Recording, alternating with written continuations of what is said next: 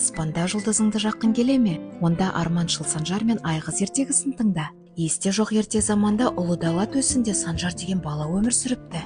Ол аспанға қарап жұлдыздарды санағанды жақсы көреді екен. Бір күні әжесі оған аспандағы жұлдыздар өзің сияқты балалардың орындалған арманы. Ішіндегі ең жарығы Айғыз деген қыздың жұлдызы дейді. Бірде Санжар түс көреді. Түсінде оған Айғыздың жұлдызы келіп, егер арманыңа жетем десең алдыңа мақсат қой. Тілегіңе жеткенде жұлдызың жарқырап жанады дейді. Санжар ұйқыдан мен қалайда ғарышқа ұшам деп оянады. Ол ерінбей кітап оқып, әжесіне көмектеседі, қолдан түрлі ойыншық жасап, тіпті кішкентай зымыранды құрастырады. Ауылдастары оны арманшыл Санжар деп атай бастайды. Жыл артынан жыл өтіп, Санжар ғарышқа ұшатын күнде туады. Оның зымыраны бұлттарды жарып өткенде аспан көгінен Айғыздың жұлдызы шыға келіп, Санжар, сен табанды бала екенсің, дегеніңе жеттің дейді. Сол сәтте аспанда тағы бір жұлдыз жарқ ете қалады. Ол Санжардың жұлдызы еді. Балақай, әр жүректе бір арман бар, сенің де жұлдызыңды жағатын сол үміт.